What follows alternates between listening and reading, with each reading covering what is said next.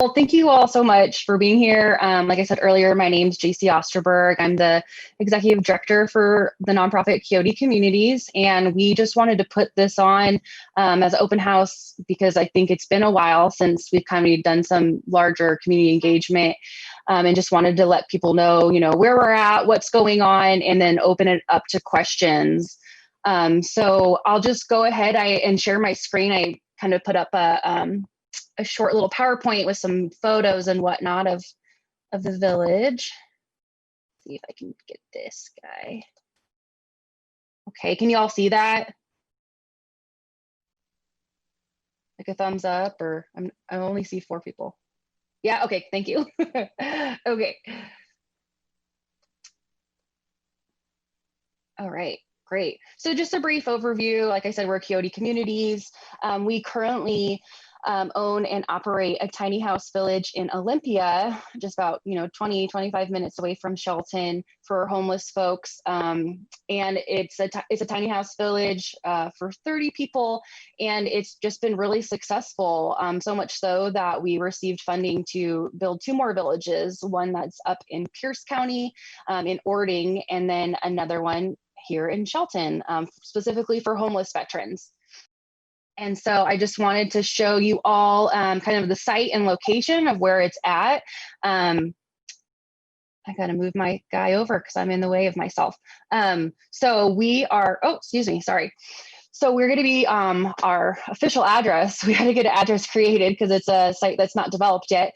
Is actually on North 13th Street. We have a lease with the city of Shelton. It's the city's property, so they'll be our landlords, and they have been amazing through this whole process.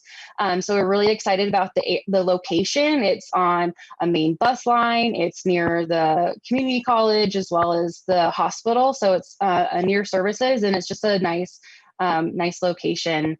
And so the photo on the left is our site plan, and I can show another one coming up, I think, on here that's a little bit bigger. We are going to be housing 30 homeless veterans that are living in Mason County. And we initially were just going to kind of replicate Kyoto Village in Olympia and just have 30 tiny homes. But through the design process, we really found, and we built Kyoto about 7 years ago. During the design process, we found that it was actually a lot more less expensive if we ended up doing this kind of 4-plex idea that we have, and that's what this site plan is showing. So folks will still have their own home and still have their own independence and privacy and whatnot, but they'll be in kind of little quadrants. So they'll be in groups of 4. And what that did was it was less expensive because it made our site plan a little bit smaller. It moved houses closer to our large community building that we'll have. And I'll show some photos of that too. And then it also was less expensive because the utilities were able to get all together. So we were really having that in mind when we were looking at our budget.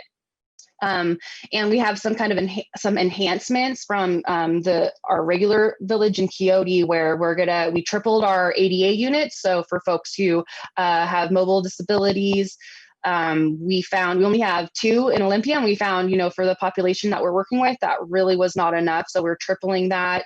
Also, all the homes are going to be on the ground level, so there's no stairs. And a huge thing that we're really excited about is that all these units are going to have showers in them, which in Kyoto they do not.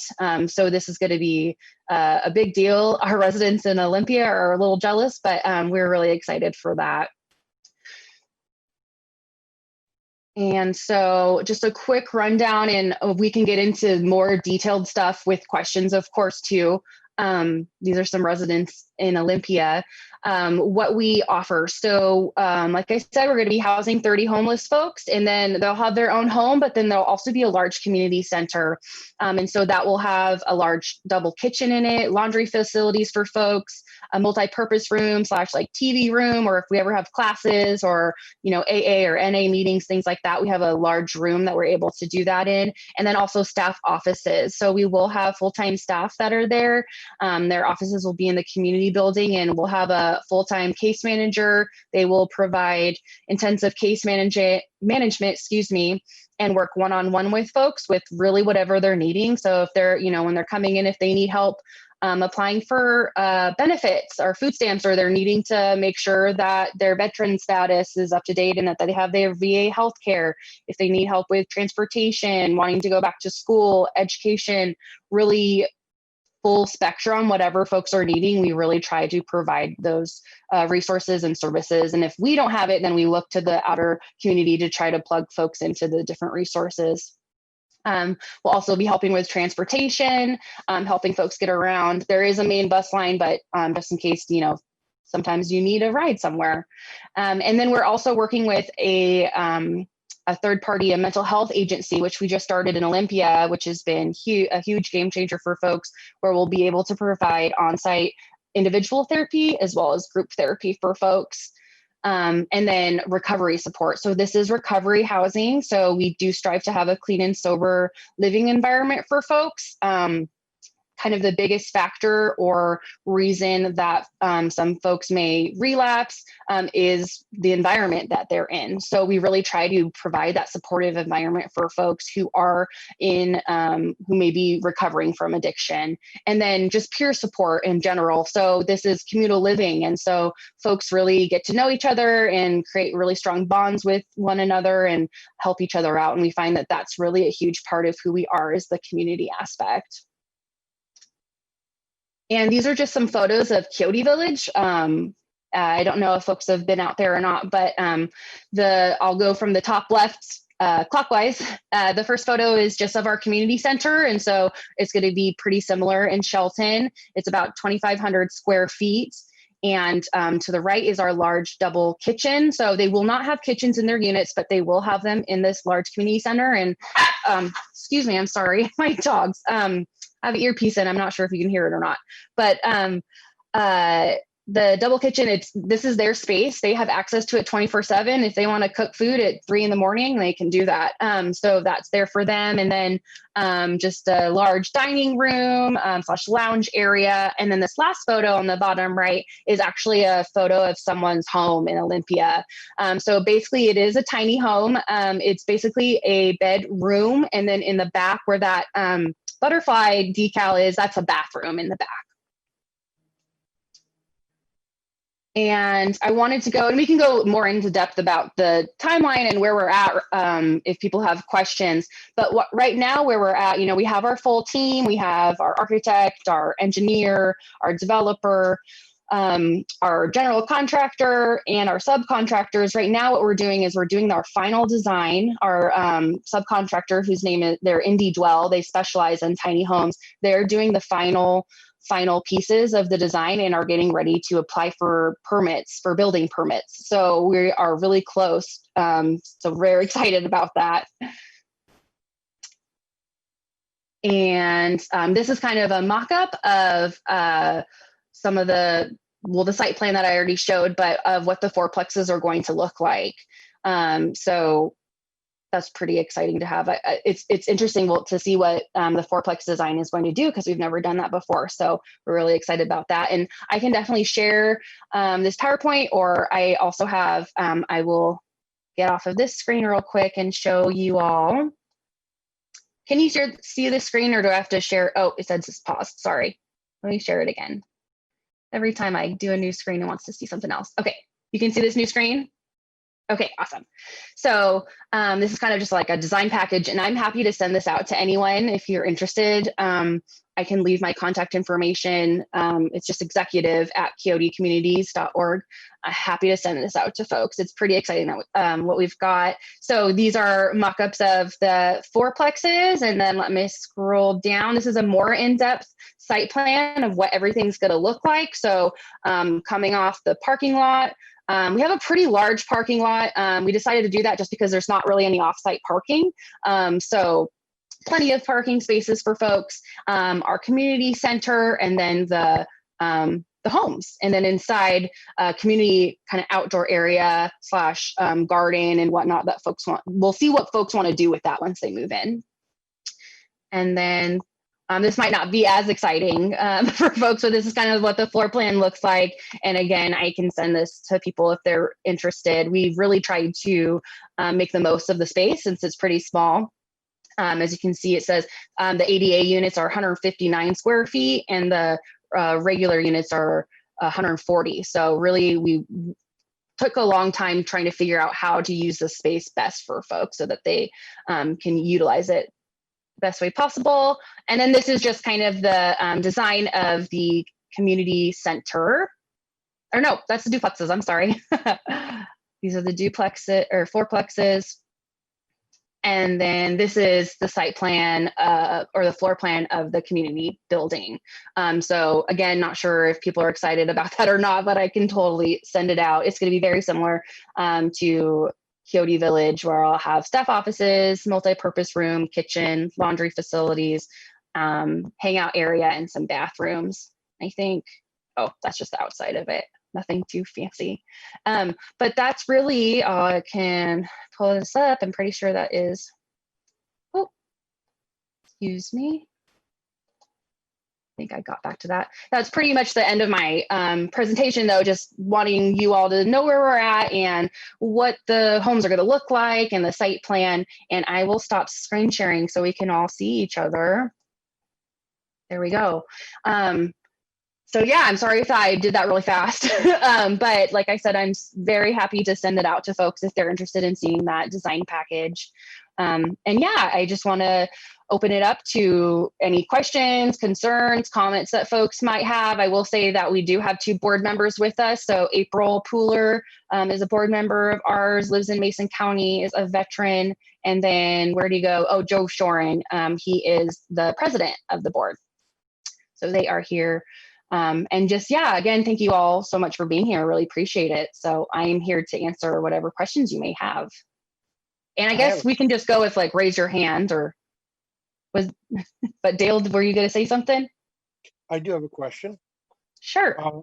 I have my other veteran friend here with me, Dave, and he has a question that he wanted to have answered. He said during the construction process, he has construction knowledge and abilities. He wanted to know if he can assist in construction. Ooh, great question. So it kind of honestly gets a little fuzzy and confusing because this is publicly funded. So the majority of our funding is through the Department of Commerce and Mason County, who funded this. And so they get kind of weird with, commerce mostly, about how people can volunteer, because technically we're supposed to be paying everyone prevailing wage, but we've gotten creative on how folks can help with that kind of thing. And so I would definitely love to be in contact with your person. I'm sorry, did you say his name's Dave? Yes. Okay. Yeah. If they want to reach out to me, we can try to figure something out. We would love to be able to have volunteers work on this. For instance, in Ording, we're actually under construction right now in our village in Pierce County, and we have a lot of folks who are helping us with painting. So people are helping with that, as well as some light maintenance stuff. So I'm sure we would love this to be a community village. And so the more, the merrier for sure. So we'd love to have volunteers. It just gets tricky sometimes, but we can figure some stuff out. Julie, hi. Hi, thanks for doing this. Can you talk a little bit about the operating budget year over year? What's your source of funding? How does that work? And what's the total budget that we're talking? Yeah. So right now we are currently working on secured operating funding. The way that our other 2 villages are mainly operating funding is through the Housing Authority, and so with project-based vouchers, which works really similar to a Section 8 voucher. Our residents pay rent, so they pay 30% of their income in rent, and most of the folks that will be living with us have very low income. And so for some people that may be $250, some people it may be $100, and some people it may be $0. And so that amount really is not enough to operate a nonprofit, of course. So those vouchers help subsidize. So the rent is based out at $570. No resident really pays that. The Housing Authority pays the extra. And so that's something that we're working with, trying to secure those vouchers. And that's with the Bremerton Housing Authority. They're the ones that actually oversee all of Mason County. And so that's something that we're working on. We don't have those secured with them, but it's something that I'm definitely fighting for. And then other terms, let me back up. The overall budget right now is $278,000. annually. And so that a lot of that is for utilities. We pay all utilities for folks, and I'm happy to send the budget out too as well. But most of it is for salaries for our staff, and our staff are just integral for the success that we have with folks. A lot of folks that are living with us do need supportive staff. So that's mostly a lot of where that comes from, but also maintenance and upkeep and things like that. So there's rent and there's vouchers. We also, there are different governmental grants from the state and local level that are specific for homeless housing. There's like document recording fees, things that are set aside for homeless housing programs that we'll be applying for every year. Those are not certain, of course, because those are things we'll have to apply for year by year. Some of them are every 2 years, but that's what we currently are doing in Olympia as well as in Ording. And then we have also been approved for this new Medicaid waiver, where basically we're able to charge Medicaid for the supportive housing services that we provide for residents. If they have the specific Medicaid, it gets kind of tricky, but anyways, we're able to bill for that, for the services that we're providing. So we're still looking into that because that's a newer thing that we're doing. But then on top of that, other like foundation, private foundation grants like that, and then also donations from the community. April? I wanted to add to that too, because a lot of the times the veterans that we're dealing with, if they're homeless or have PTSD, a lot of them don't realize all the benefits they have. They don't know about the fact that they qualify for disability, and that's more income as well right there. So once we have them, and we're actually working on that to date right now, we help them when we can and wherever we can, especially those who are interested in the tiny homes, to get them whatever benefits they are entitled to.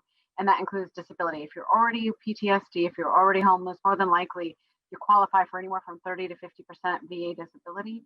So that already is a good source of income. So we're helping a lot of these veterans get the disability that they're entitled to, and therefore that's more income that they'll have, which will help with operating costs as well. Any other question? Does that answer your question, Julie? Sorry. Partially, and I don't want to get too specific, but I'm trying to get an idea of what the community commitment is going to be on an ongoing basis to keep this project sustainable as a resource for homeless veterans. So I don't know if this might be better for offline, but are you trying to fundraise for ongoing operating expenses now? Do those vouchers take care of it? What is the amount of vouchers? Is this going to be a struggle, going into the future? Yeah, and we definitely can talk offline about like specifics, but just like in Olympia and Ording and a lot of other homeless housing programs, we do rely on some donations from the community for sure. In Olympia, we have about annually about $45,000 that we raise in private donations. And so it'll probably be something similar to that. But I have been told multiple times that Shelton is not Olympia. So definitely keeping that in mind as well too.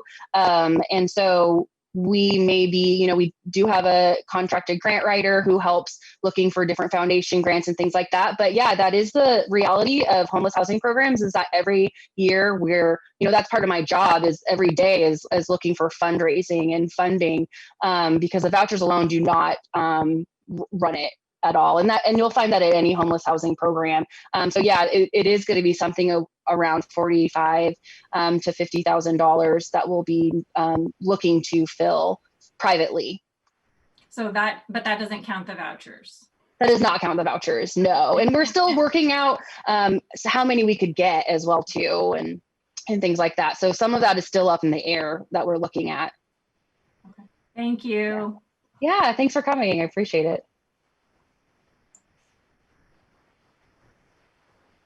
Hi, Andy. Yep. Sorry. So I'm using my wife's little homeschool setup. So if it's working, great. But I had a question that came up. Actually, a couple of questions came up as you're talking through that.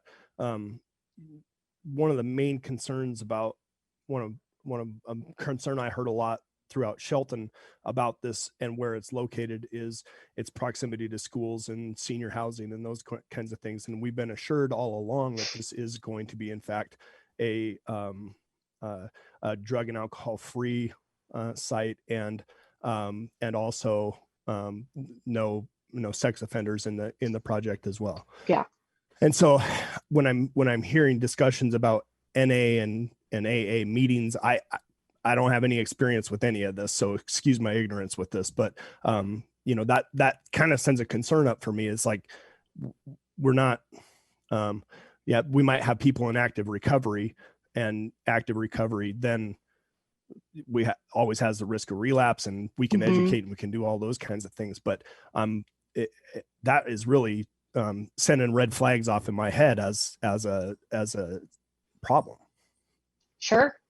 Yeah, absolutely. So yeah, and you are spot on. Relapse is a part of recovery, and we will have some folks who are struggling with their addiction, and we work with them one-on-one to help them. We do drug test folks, so folks do have to pass a drug test in order to live with us, and then it is kind of baked into our lease that folks aren't supposed to be using on site. But we also, use a lot of grace within our organization. And if someone is struggling, the last thing we want to do is kick them out of their housing. And so we do work with folks one-on-one if they're struggling with whatever their substance use disorder is, along with AA and NA meetings.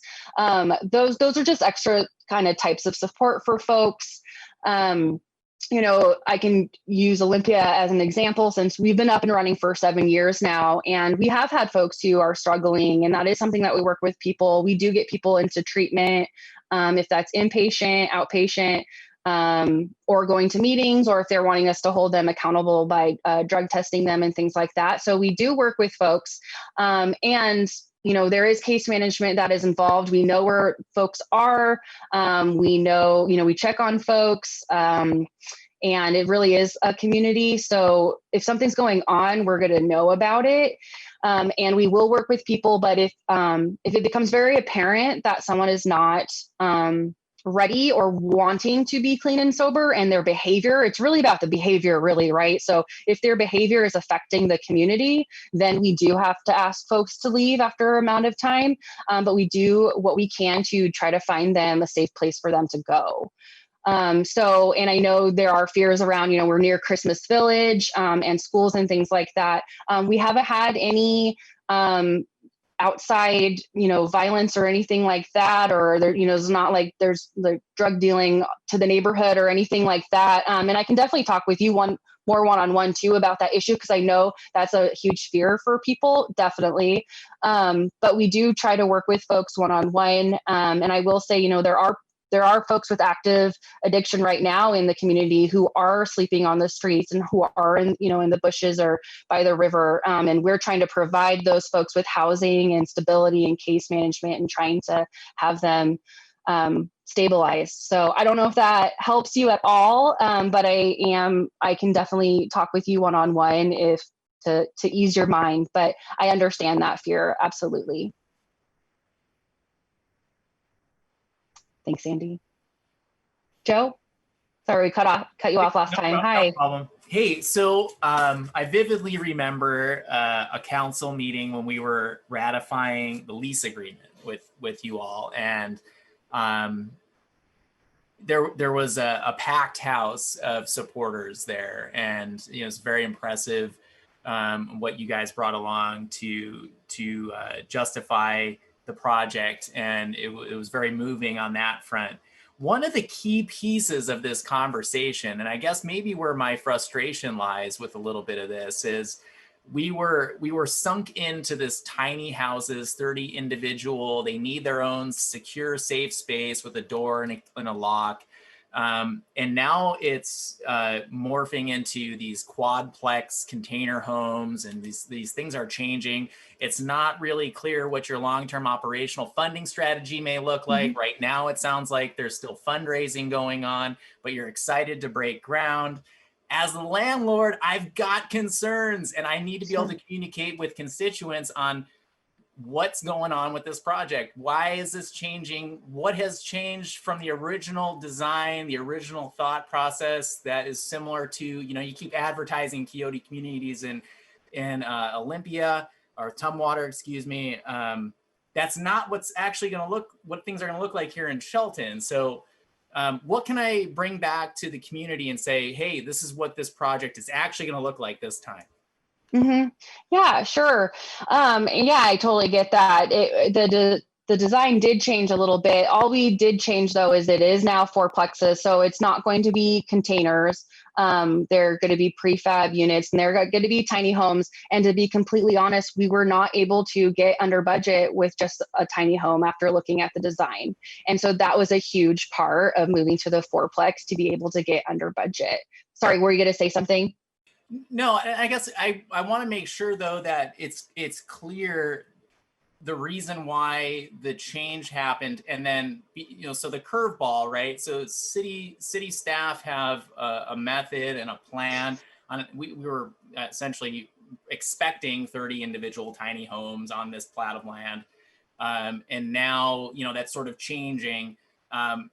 Experiences. I got your hand, April. I got you over there. You're raising your hand. But so it's kind of changing a little bit. I want to make sure that city staff and others understand where you guys are going, so we're not at the 5-yard line when you're ready to pull the trigger to do this, and then there's some technicality, right? So then we get drugged through the ringer on permitting, et cetera, et cetera, et cetera. Because there was a huge push motivation related to timeline with funding expiring and things like that we were sort of, I'll be honest, feel like artificially pushed into this situation, as opposed to what's actually going to come to fruition at the end of the day. So I just want to make sure that it's completely transparent and black and white, so I can then communicate with folks as to what exactly is happening at the site. Yeah, absolutely. April, did you want to say something? And can I just one sec? This is Megan Feast, also just to add on. I'm also a fellow city council person with Joe, and I was actually going to ask you to bring back the timeline slide as well, because I have concerns in line with what Joe's talking about. I'd like to really understand where we're at now. What is it going to take to get us to that 5-yard line? And get a little bit deeper into this conversation about your expectations for the community. Well, I'll Sure. Oh, go ahead, April. Sorry. Just real quick, the quads. So yes, it was definitely, it helped with, monetary, of course, but I thought it was better to have them a little closer. It wasn't as far to walk to the community hall, but also my thought was, as a veteran, and I know you are too, Joe, kind of like a squad, if you will. I felt like personally, and we talked to other veterans, that it made sense, kind of like you're kind of like a squad leader with the 4, that you'd kind of keep accountability of each other, kind of help each other out like a team. So it just kind of made sense at that point. And honestly, from a look, if you will, I thought the difference between it looking like a home versus, with all due respect, little sheds, that's kind of what it looked like to me. So I think appearance, it was a win-win. It'll look better. I think with the squad kind of mentality with the veterans, and then obviously cost and shorter distance. So it really is it's such a much better plan. It wasn't like we were forced to do it, but it kind of all came together. And I think it's a great plan personally. Yeah, and I'm not gonna debate what model is better. I'm just kind of going back to that day when we were when we heard all the testimony from the various supporters of the project. There was a significant there was a significant investment in keeping these as individual units, and this was what the homeless the homeless community wanted, which is why we were going down this path. And we can talk about single room occupancy ordinances and code and things like that. At the end of the day, remembering this would be essentially the first tiny house project in the city of Shelton. I know many of us from a planning perspective were expecting to have to sort of learn how to permit and plan a planned unit development around the tiny house footprint. And, we did have a little bit of debate back and forth between the two organizations as to why not an apartment complex? Why not a multifamily home? Those are essentially maybe simpler things to build and develop and permit and bring into the city, into the fold of all the other development that's going on in the city. The concern is that it kind of has changed. I understand budget, always, right? Budget will prevail at the end of the day. But, again, these talking points where people feel potentially burned, it's like, hey, you told us we needed to do these individual tiny houses because this is what we wanted. The community got behind you and supported that. And then April says, I think it should be a four unit quadplex kind of thing. And it's just, how do I communicate this effectively with folks? How do we roll back and say, hey, this is what the scope of the project looks like? And frankly, I guess I got to put that back to you guys to help me explain. So that's where I'm kind of sitting at today. So whatever you can kind of share with us on that front would be helpful. Yeah, and I've got a question that, and if FHLB applications are made, like in May 9th. Oh, I don't know if that's mine or I can't hear. That darn internet connection. 2020. Oh.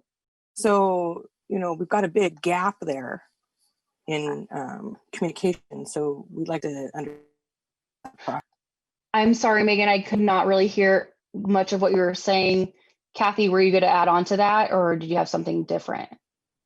Well, I just wanted to get something clarified, and I'm sure April has probably told me this, but I forgot.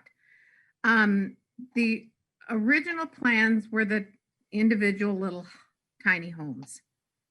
And the reason you were going to be going with that, because instead of like an apartment building or whatever, that the fact that the veterans didn't want walls, didn't want other people on the other side of the walls. So now we're going with the fourplex. There's going to be, I think it's a great idea, but I'm just wondering how we got from these guys can only handle a little house without anybody on each side of them. Now there's 4. We talked to a bunch of veterans actually about this. And so originally Kyoto was not a bunch of veterans. They were a bunch of, right. There's some veterans, I'm sure. But, as things progressed, we did talk to a lot of veterans at the stand down last year, the homeless veterans and what they thought about it. And they really liked the idea of having like a small family. There's 30, but now you got the 4 people that you can get closer to, that you kind of have like a mini family, a squad, whatever you want to call it. And so, and personally with some of the PTSD and if anybody had night problems, I think it would be good to know when your buddy needs some help. So I think it's that way. Yeah, I think it's great. I'm just wondering why we are, why we couldn't go with that plan to begin with. We had to have individual ones because they don't like anybody on the other side of them. And we didn't know, I guess, because it worked so well for Kyoto. So, but this is the veterans talking now. Right. Okay. Thank you.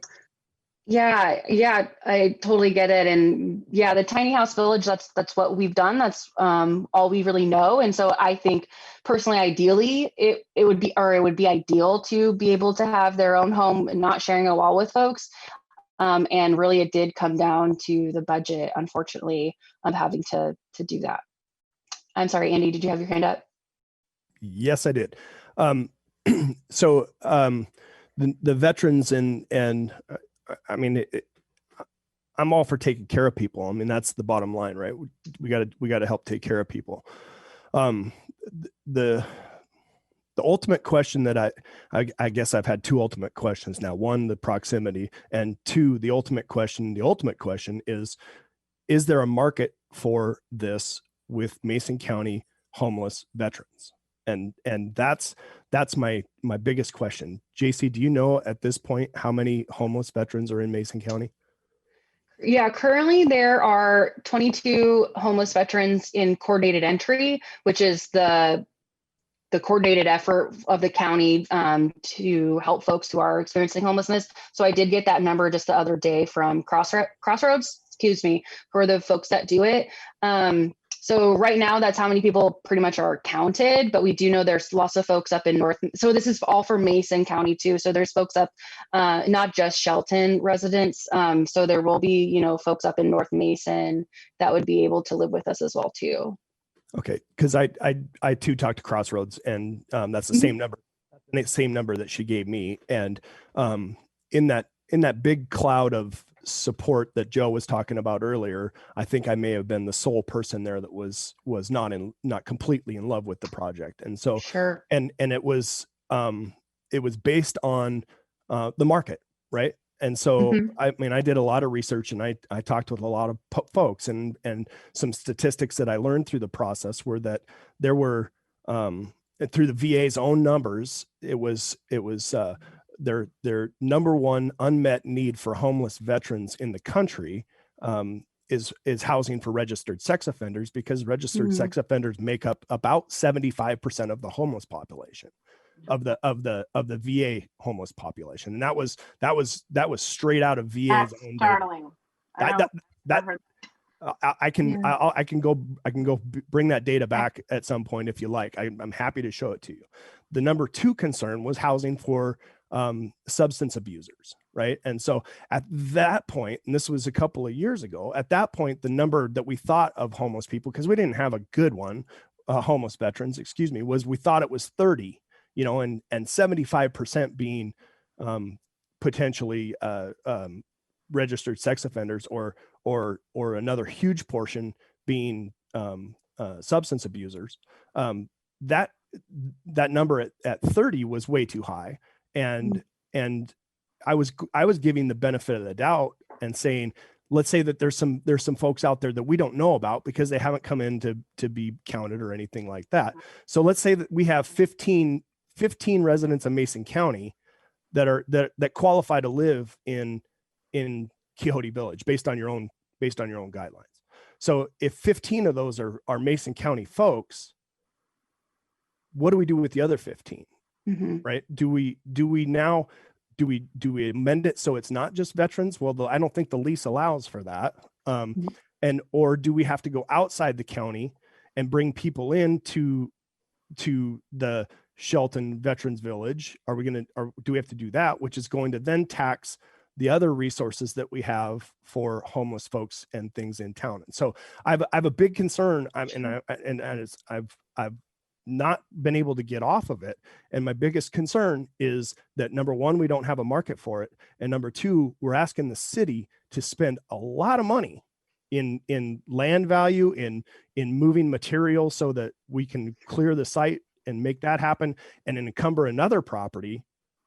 You know, we're asking the city to invest a lot of money to basically get a net zero gain on the homeless issue within our own community. And that's a big concern of mine. Okay. Yeah. And I will say, I don't know that data about sex offenders. I have not heard that before. But you had pointed out, we do not house folks who are lifetime sex offenders. It is, I will say it is in our lease that if once we house all the homeless veterans in Mason County, which would be great to be at like a net zero or a functional zero, then it is possible to house homeless veterans from neighboring counties. That is in our lease. So it is possible that folks from Kitsap or possibly Thurston would be moving into the Shelton Veterans Village. April. But if they're homeless anyways, it's not like they have a permanent residence anyways. So I know that one thing I would say, that if we were full and then, we moved them out eventually, and then we had someone from Kitsap coming, it's not like they don't come with some benefits anyways. Again, we will work with them, because if they're homeless, they obviously have a little PTSD or something, so they will qualify for benefits. So it would actually bring some money, I assume it'd be more money into the area, and they have their health care already covered. So it's not like they're gonna, be that much of a burden. So, and again, I want to share just a real quick thing about the whole with the drug, that's kind of a thing. When I fractured my spine in the military, the VA gave me 90 Vicodin a month. Imagine if I took 90 Vicodin a month. then it went down to 60 a month. Imagine if I did that. So see, this is the problem. A lot of times years ago, the veterans were, while you're in service, or the veterans were given a lot of narcotics that they probably shouldn't have. Now, I rarely took them, I'm glad, but you know, a lot of people did. So it's not like cut and dry, just someone who's a druggie. It's very possible that the government created some of these problems. So I definitely, you know, I just want everyone to know that story, that unfortunately they weren't always given the best meds and the best opportunities. And so now we're trying to help them out. I can appreciate that, but you know, ultimately we're a quarter of a mile from 3 schools. Yeah, and I personally, my big thing is, at least now you know where they are instead of out in the woods, and that's a big thing. But I totally get it. I can only appreciate that a little bit. Eric, I'm sorry, you've been holding your hand up for forever. I can't tell if you could see me or not. Yeah, sorry. I have some of the same concerns that Councilmember Schmidt had, Mhm. and on the timeline. We were rushed through this, and we were told this was a self-sustaining project, which it isn't. It was $3 million was enough to build it, which it isn't. And now the concern is you were supposed to break ground a year ago in January, and that hasn't happened. What's the problem with this project? Why isn't this project done? And how are you going to keep it going if you don't get these vouchers? Yeah, so the voucher one I'll hit first. So that is something that we're looking ongoing for, because the vouchers are pretty key in running the organization. We haven't run without vouchers before. So that's something that we're doing ongoing research for, to find other pots of funding specifically for veterans services. So that is an ongoing thing that we are looking at as an organization, and take that very seriously for sure, because of course, we don't want to break ground on something if we are not able to afford it in the future, not just year one, but throughout. So that is something that we are currently prioritizing right now.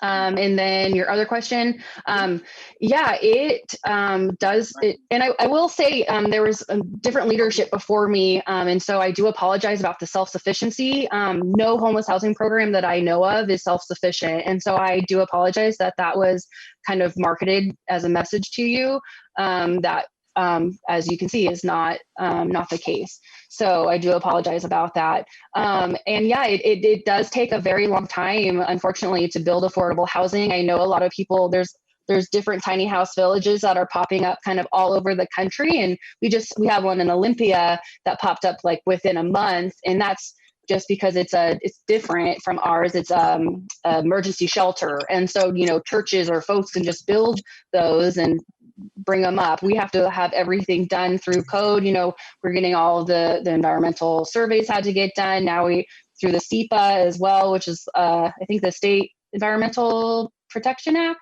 I want to say. And now if we get the vouchers as well, we'll have to do a national one. That takes a few months as well too.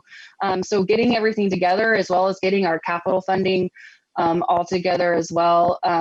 It does take a while, and if we could have gotten it up and running a year ago, I would have been happier as well too. It's something that we're working on. You know, we have construction meetings every week that we're currently working on the next thing and the next thing, and there's just a lot of moving pieces. And I'm happy to send that timeline to folks as well too. And I'm also happy to speak. There's a lot of city council members here, or city staff. I'm happy to have a separate meeting with you all as well to address all of your concerns with the project. And I also do apologize that the fourplex thing, it sounds like that was not really communicated well with you all. So I apologize for that. But like I said, I'm happy to have a special meeting with you all too, to address each and every one of your concerns with this project. Can we go back to the sex offender question? You just made a comment. I think, did you say lifetime sex offenders would be allowed? You didn't say any sex offenders. I would say that we talked about that in depth in our meetings, that because of the school, and I believe Andy Conklin and I had this conversation, that there's no sex offenders. I don't think even if it was one time, no. Yeah, I apologize. There's a term. Yeah, we have never housed a sex offender. Yeah, ever. But you said lifetime sex offender. I did. Just yeah, really I apologize. concerned me. Okay. Yeah, and I'm sorry, Jim. Hi. I apologize. I've been No waiting. worries. So back on your timeline, I was going to follow up on Council Member Fease's question. And if this is too much in the weeds, we can take it offline to a different time too. But do you have that timeline handy again? Because I didn't memorize it quite yet. Yeah, no, of course. There were 3 or 4 items on there that seemed to me to be kind of biggies. And maybe you could just comment as to whether they have or have not been completed. Because timelines I look at as far as, are we on target for success? So one of them you were referring to in the environmental assessment and all of the different layers of that could take a while. The Federal Home Loan Bank application, I'm not intimately familiar with, but I am familiar with the program. And I know that completing those applications, I think it's outlined here about right from November to May. So about 6 months, many organizations take to complete those. So did not see this project on the FHLB award list for 2019. And I don't know if that was factored into your budget or not. And then I also personally don't know what the PUD approval is. Granted, that's February, if that had been obtained yet, or if that's still. So I'm just kind of wondering, like, eyeballing this timeline, if as I look at timelines, they're like strategies to how to become successful. And to answer Councilmember Nisko's question about that, are all of these done and we're just trying to get across the finish line, or are half of them done, or none of them there? Yeah. Where are some of those major ones at? Yeah, so thank you. The Federal Home Loan Bank, yes, we did receive, and I am so sorry, I'm blanking on the numbers of how much. I think it was between 600 and 800,000. I'm sorry, I don't have the exact number in my head right now. We did receive that from the Federal Home Loan Bank. We did put in another application though to ask for an additional 200,000. And that has not, we were supposed to get an award in December. So next month we're supposed to hear about that one, but the first one we did secure, yes. As far as I understand, the environmental reviews have been done. But again, we were moving forward without having the vouchers, which from Bremerton Housing Authority, which is a huge deal. And so if we do get vouchers, that is federal funding. And so we would have to do a NEPA, which is a national, and I don't know if it's correct, Environmental Protection Act, I think. So we would have to do that. And we're trying to do that now before we get the approval, because that can take a long time as well too. The PUD has been approved. That was something that we had to, it pretty much was the site plan and all of the package of all of that that we had to get approved through the, and I'm blanking, I don't remember who approved that. Joe, do you remember who? Some sort of inspector who we had to go to, the Civic Center. It was a public event and they went through it and he did approve it. And then we did have to put in an amendment because we did change to fourplexes. So we did put that in and that has been approved as well. Right now we are working on the last bits of our design. And so our subcontractor that I said, IndieDwell, they are working on that and they are getting ready to be able to apply for permits. And permits with COVID have been a lot slower. We were dealing with that for our Ording project. So we're not sure how long that's going to take to get it actually permitted and whatnot. But if we are able to get permits soon and apply for permits, then IndieDwell, who's our subcontractor, they would have the tiny homes ready in March. And I don't know if that answers all of your questions, but again, happy to speak one-on-one with you. And kind of this timeline stuff, to be completely honest, is more of our development director who's with Community Frameworks. And I'm happy to, he is not here today, unfortunately, but he does all the ins and outs of all the processes because it gets really complicated with our funders and with the city of making sure that everything gets done properly. And so I can definitely set up a meeting with him as well too, because he does have more of the ins and outs of that. I apologize, I don't know as much of that stuff. No, I think that's a really good summary. I appreciate that, JC. I will, Megan was having some technical difficulties, so I'll allow the highly paid elected officials to follow up with any details about timeline that they'd like to have on that. Hopefully that helps answer your question. Yeah, and I'm sorry, Megan, I didn't answer that earlier. I couldn't understand what you're saying, but yeah, I can definitely follow up with you all, or if you want to follow up with me, however we want to make that work to address all that.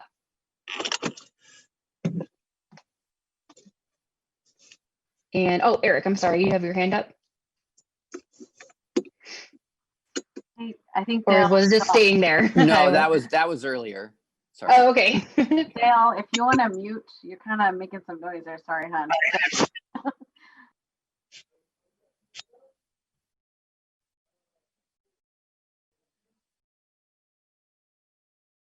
Any other questions?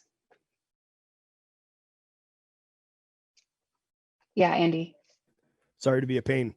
Hmm. So you were you'd mentioned something earlier in your discussion about utilities and the ability to cut a lot of the costs based on the utility.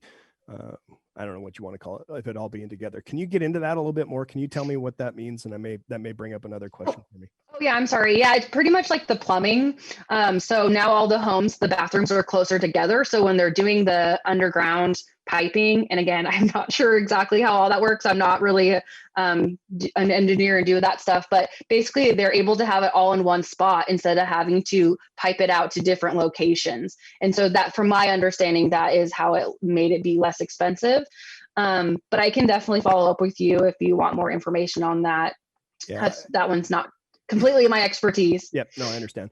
And so one of the concerns that I had prior to this meeting was that I had garnered somewhere along the way that there might be only one connection fee to the city for each one of those fourplexes, as opposed to 4 if they were all individual. Or you've got 8 connection fees instead of 30 now. Essentially, is I guess ultimately one of the questions that I have. Yeah, and I'll have to look in our lease as to what it is, because there is a lesser amount. So it's not, I don't believe it is 30. It's we use in like the ERU, which is the equivalent resident. I'm sorry. So you guys are throwing so many different questions at me and I don't know everything, but and I do think it is 4 equals 1. So because they are tiny homes, they're not the same as a regular household. So it was and I could be wrong, so I don't want to, but I'm pretty sure it's 4 to 1. And Joe's popping on, maybe. Joe, you gonna say something about that? No, sorry, I had to take a phone call. I had a death in my family on the East Coast. I'm trying to coordinate a little bit here. I apologize. Question time? Were you expecting a? Oh no, I just saw your video went on, so I thought you were getting ready to say something. But okay. No. But yeah, I do believe, and I'm happy to send you, Andy, the lease. Oh, sorry, my dog's going off. I'm happy to send you the lease too, if you'd like to look at that. I do. I've got copies of the lease. I've seen it all. You're on it. Yeah. I was just I had gathered that there was going to be some kind of a break because they were 4 units together as opposed to individual properties. And so, I mean, ultimately, I guess this is more of a question for the city council than it would be you guys. But if I'm a private developer and I come and I want to build a fourplex, am I going to be able to use this project as a tool to be able to as a tool to be able to eliminate some of those ERUs that you're talking about? So anyway. Yeah, and we actually got that number before we went to fourplex, because it's actually just based off of how small the units are. But yeah, I can see that. And Andy, I'm happy to have a one-on-one conversation with you outside too. I want to get rid of all your concerns. I know I probably won't 100%, but I'd love to have a conversation with you too. That must be you telling me to be quiet then. Okay, I got it. No. JC, oh, Dale's muted but talking somehow. I'm not sure how that works. Go ahead, Joe. Hey, oh, I'm sorry. Dale, if you want to go ahead, yeah.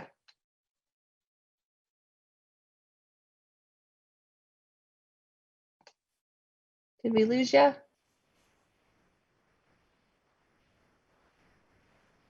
Okay, Joe, I'm gonna. All right. We'll see. We'll see this time. What Dale was going to ask you was about the periodic update. kind of put me off a little bit when people start talking about, making assumptions. I'm sorry, Dale, you're cutting out. I can't hear you. Okay, he muted himself. Okay, Joe, try one more time. Are you gonna wait it out? Okay.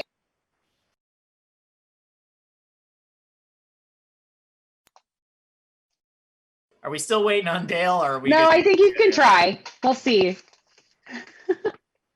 Hey, no, all I was wanting to just chime in on is if we could have some sort of regular updates to the council to city as well. It would be helpful at this point. I rewind back to your timeline and other things. The city council is very motivated. We've worked very, very hard over the last several years or last couple of years to ensure that the way the city is posturing for development and other things is consistent, it's professional, it's organized. We've been really, really pushing hard on that. And at the end of the day, all I'll say is it takes both parties to work together on this. So, being blunt about it, waiting until, you're ready to make a decision, then throwing it at us, that's going to cause more turmoil than it is a productive conversation. So the more you can engage us, or the city manager even, throughout this process, it would be just really appreciated. Because, at the end of the day, we want Shelton to be an example of how successful projects get completed in a small city.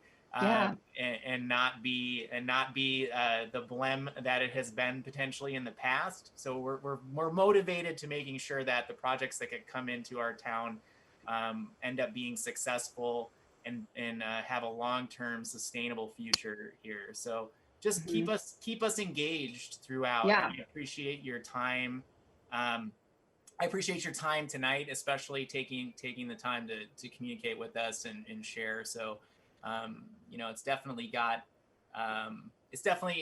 got some ideas in my brain, and I'll bounce them back through the city manager to you guys as well, and some of my counterparts that are on the call today. So I appreciate that, Joe. Thank you. And that. And what would be the best? I can definitely send like monthly updates. Who do I send that to? What would be the best way to send that, I guess? Honestly, if you get it to at least Jeff Knighton. Okay, I can send it to Jeff. We can hold him responsible for making sure that it gets to everybody. So okay, but no, he's our guy. He's the guy in charge, right? So he's ultimately the pass through for this type of information. So, and I'll kick it back to Dale because it looks like he's off his dial up and back on that PUD fiber. Thanks, Joe. Yeah, are you there? Okay, thank you. I was on the road and I couldn't get it. I had a dead spot. I want to make sure that everybody understands, and I'm not excluding or including anybody or everybody, but I want everybody to understand this is our project. This is a Shelton project. This has to do with our people. And I do consider our homeless that have been out there for quite a period of time part of our extended family. And that's who they are. They're part of who we are, part of who our extended family is. Whether we want to say make assumptions and assume that they're dangerous, or that they have mental issues, or they have drug problems, or whether they have other issues out there, that's our personal views of them. They've already been screened. We know what issues they already have, and we will have programs supposedly in place there at the facility. If we don't like it, it's our issue, not one that we should impose upon the rest of the general public as a fear factor and try to scare the general public in how we approach these homeless veterans going forward. We're there to make sure that those homeless veterans have an opportunity to grow and have an opportunity to become serviceable people in our community in the future. So if we cut them off now, that's our fault, not theirs. Thanks, Dale. April. Yes, thank you. I want to give you a really good example of there's a 70-year-old disabled veteran that went to basically he's been paying $700 a month rent, which is very cheap, but his landlord just sold his house. There's no way he's going to find another place for $700 a month. So this is a perfect example that a 70-year-old disabled veteran on a fixed income is going to be homeless. So, we're going to work to find him something in the meantime, but this is exactly what the tiny homes for our homeless veterans is for, is to help those people who they can't work anymore. They served our country. A lot of, actually, you'd be surprised about the most I've heard in our area, at least, are the ones that served in Vietnam.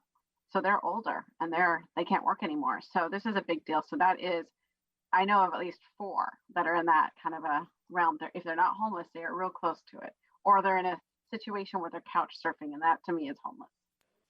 Thanks. Yeah, and I mean, we really believe in this project, and we want it to be successful. We want it to be a community project.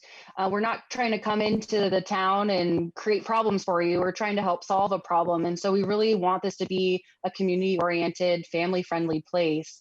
And I just know it has been taking a while, and so we're trying to get to the finish line. I would be remiss if I didn't interject a little bit here. So, Mr. Elman's comment, right? This is our project.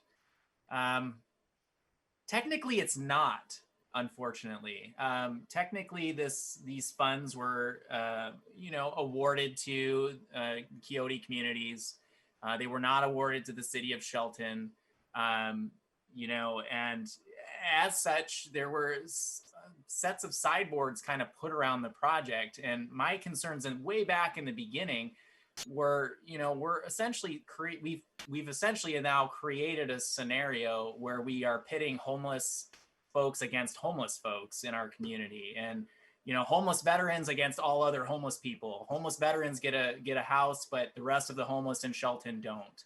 And I've read statistics, and I've heard the numbers, and I've from our local nonprofits that are collecting this information, the point in time counts, all these different things. Deep dive into the data. Whether we have enough homeless veterans or not, the bottom line is my frustration from the beginning was we're just not really cracking the egg here. We're not doing enough with this particular project to really mitigate the homelessness issue in the city of Shelton, right? And as such, we now have this wonderful opportunity to work on an innovative housing project for homeless folks, and it has all these caveats attached to it.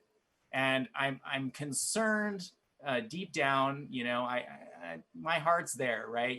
It's no need to sell me on the reason why we need to support veterans and why we need to support homeless folks. It's just, at the end of the day, the Housing Trust Fund has relinquished $3 million to this project. And my concern is that it's really not going to make a significant impact to our homelessness issue in the city of Shelton. Yes, it is going to potentially have strong benefit for homeless veterans in the area. I won't deny that. But at the end of the day, there's still going to be people, sleeping out in front of the EDC on Kyoto Street. There's still going to be people sleeping in Brewer Park. We're still going to have those nuisances that exist with chronic homelessness issues, because we have all of these caveats and because we have all of these barriers in place. I'm just struggling with the overall project. I still am today. I hope that as this continues to move forward, I hope that we have a refined outlook as to how we actually dig into this issue in the city limits and how we can actually mitigate this. And we're never going to solve it, right? I've come to grips with that. We're never going to completely solve this issue, but we sure as hell can make a big dent in it, right? I'm motivated to do that in that part of it. I just, you know, this is very much on the shoulders of Kyoto communities to pull off. The city is a partner, but not as close as I would have liked from the beginning. So, you know, so again, I'm there. We want to make this successful, but I also want to make sure that we're not forgetting about the people that you know, that are in our community that we need to help. So my pontificating, if you will. Thank you. Yeah, no, I appreciate that. Yeah, it's not going to solve the homeless problem that's in Shelton or in Mason County. And we never said we were going to solve the problem. We're just part of the solution. And that's the same in Olympia and the same in Pierce County where we're going to be. Because unfortunately, the homeless problem is pretty heavy, and there are a lot of folks that are experiencing homelessness. But we will be able to change the lives of 30 folks. So we're excited to be able to do that.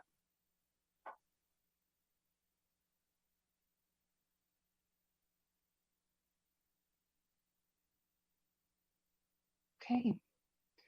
Are there any other questions?